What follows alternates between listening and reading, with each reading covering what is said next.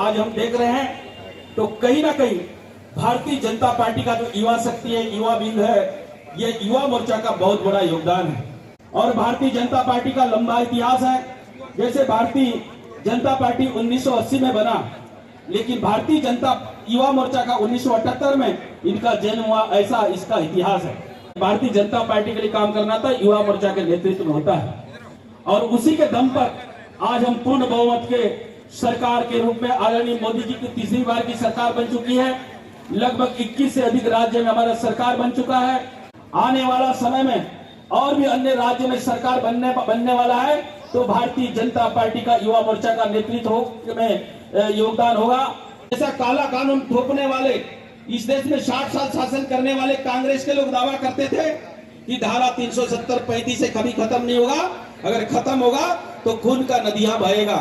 लेकिन हमारे आदरणीय प्रधानमंत्री नरेंद्र मोदी जी के नेतृत्व में, अमित शाह जी के दृढ़ इच्छा शक्ति के कारण धारा 370-35 से भी खत्म हुआ, और एक देश, एक विधान, एक संविधान, डॉक्टर श्यामा प्रसाद मुखर्जी को हमने सपनों को साकार किया।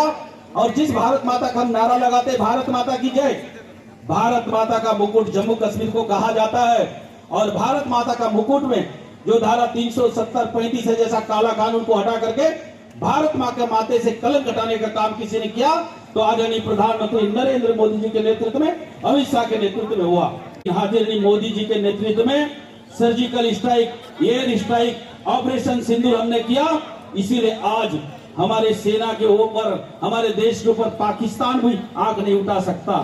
भारत माँ का हृदय स्थली बस्तर, छत्तीसगढ़ का बस्तर, यहाँ नक्सलवाद, माओवाद चलता था, वो माओवाद को भी खत्म करने का काम, खात्मे करने का काम आदरणीय मोदी जी के नेतृत्व में, अमित शाह जी के नेतृत्व में हमने किया है। जैसे आप सबको मालूम होगा, अभी दिल्ली में जंतर मंतर में जो नीट पेपर लीक को लेकर कांग्रेस जनता पार्टी के द्वारा सोनम बांकू जैसा व्यक्ति के द्वारा अनशन किया जाता है और देश के युवाओं को भ्रमित किया जाता है, और वहां आंदोलन करके एक ही उस मंच में नारा लगाया जाता है, जो लोग कश्मीर मांगे आजादी, बस्तर मांगे आजादी, अफजल गुरु शर्मिंदा है, तेरे कातिल जिंदा है, नारा लगाने वाले उस मंच में जाके कभी राम के बारे में, सीता माँ के बारे में, साधु संत के बारे में भाषण देते हैं, और ऐसे टुकड़े टुकड़े गैंग एक होकर देश में अराजकता फैलाने का कोशिश करते हैं।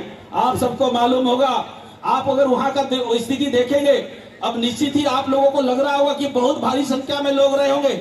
ऐसा कुछ नहीं था, मुट्ठी भर लोग थे, लेकिन उसमें टुकड़े टुकड़े गैंग के पूरे देश के लोग एक हो चुके थे और हमारे युवाओं को भ्रमित करने में कामयाब हो गए थे, क्योंकि सोशल मीडिया का जमाना है।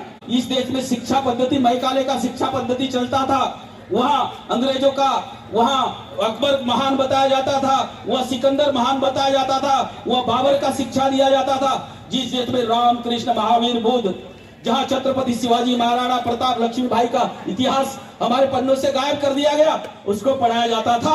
आने वाला समय में इनके लिए एक प्रकार से काल बनने जा रहा है। इसीलिए ये सारी ताकत लगा के युवाओं को भ्रमित करने का कोशिश किया, और जहां तक संसद के ऊपर हमला करने का भी कोशिश किया। देखेंगे तो मैं खुद वहां प्रत्यक्षदर्शी हूँ, वहां से मैं देख रहा था कि कुछ मुट्ठी भर लोग वहां आंदोलन कर रहे थे और पुलिस को पर पथराव कर रहे थे। भाई, पुलिस को पथराव करेंगे, पुलिस को मारेंगे और संसद में तोड़ने उनको अनुमति देंगे क्या?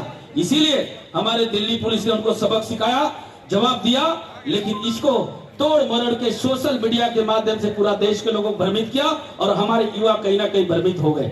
और कांग्रेस जनता पार्टी के चक्कर में हमारे युवाओं का भविष्य तबाह न हो जाए, युवाओं का भविष्य बर्बाद न हो जाए, इसीलिए हमारे आदरणीय प्रधानमंत्री मोदी जी ने प्रधान जी का इस्तीफा मंजूर किया। लेकिन ये भी मत भूलिए कि आने वाला समय में वही युवा को अगर गलत शिक्षा, गलत रास्ता पकड़ा दो, वही आतंकवादी अजमल कसाब बन जाता है, वही अफजल गुरु बन जाता है, वही इड़मा जैसा नक्सलवादी बन जाता है। लेकिन वही युवा को अच्छा दिशा दे दो, अच्छा शिक्षा संस्कार मिल जाए, भगत सिंह, राजगुरु, सुखदेव, भगवान बिरसा मुंडा बन जाता है। सिर्फ उनको ऐसे शिक्षा, ऐसे संस्कार की आवश्यकता है। जैसे हमारे बस्तर जैसे क्षेत्र में जो नक्सलवाद के कारण इड़मा जब मारा जाता है, तो उसको हीरो बनाने की बात करते हैं, सोशल मीडिया में वायरल होता है, इनमा हमारा जल जंगल जमीन का रखवाला है, इनमा हमारा आदर्श है, ये बताते हैं और हमारा युवा उस गाने में नाचते हैं। लेकिन आप लोगों के कंधे में एक जवाबदारी है, ये हमारे हीरो वो नहीं है। आप हमको सबको मालूम होना चाहिए 1825 में शहीद गैन सिंह हमारे बस्तर का गौरव, आलवा समाज का हमारा लाडला, 1825 में अंग्रेजों के खिलाफ लड़ाई लड़ा था, वो हमारा हीरो है। 1876 में हुरिया विद्रोह हुआ था, हुरिया विद्रोह में जाड़ा सिंह के नेतृत्व, जाड़ा सिराग के नेतृत्व में हुआ था, वो हमारे हीरो है। 1910 में गुंडादुर के नेतृत्व में, डेमरीदुर के नेतृत्व में अंग्रेजों के खिलाफ लोहा लिया था, वो हमारे हीरो है। आबादी को निचाम के बेचा गया था, उससे बचाने वाले भी हमारे आपके परदादा बाप दादा लोग हैं। ये टुकड़े टुकड़े गेंगे के कारण हमारे जल जंगल जमीन नहीं बचा है और उसको हम आदर्श बताएंगे, उसको हम आदर्श मानेंगे। ऐसे ताकत से हमारे युवाओं को बचाने की आवश्यकता है और ये जवाबदारी आप लोगों के कंधे में है। इसीलिए आप सब युवाओं को मैं आह्वान करता हूं, बस्तर को बचाना है, नक्सलवाद आतंकवाद को खत्म कर दिया है और मोदी जी लगातार बस्तर की ओर उनका ध्यान है।